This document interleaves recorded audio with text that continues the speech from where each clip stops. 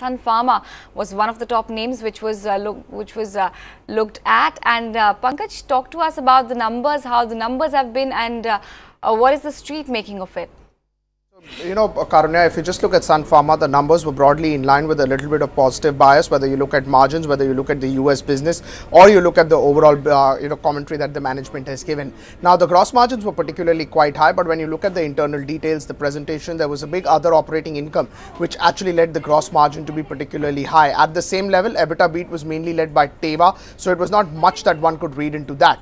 Street has cut down their earnings estimate by about 6 to 7%, but overall, the commentary was okay. There was one particular item in the conference call which said that there would be an increased expense as far as specialty business is concerned. So that is something which can take a toll on upgrades on the street. Most likely the consensus estimate is now close to 24-25, which was the case earlier as well. So marginal downgrades for the company. The company is expecting low teen growth. But with this results, one thing is for sure, that numbers have stabilized. Now the key is whether there is growth or not. If there is growth, then probably the stock could be in focus. If not, it is likely to be on the flattish side. All right, Pankaj, thanks much for giving us a sense of how they performed in the fourth quarter. In fact, one of the key updates to watch out for was Sun Pharma's plan on resolution of US FDA warning letter and the roadmap for their Halol unit. Listen into the management addressing the plan on tackling observation letters post their quarterly earnings in a con call by. Double-digit growth in our consolidated top line. This is despite our assumption that the US generic market will continue to be competitive.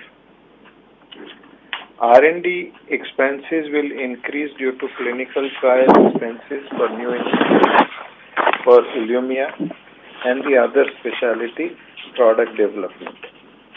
Overall R&D investments likely to be in the range of 8 to 9% of FY19 sales, with higher proportion being spent on specialty R&D.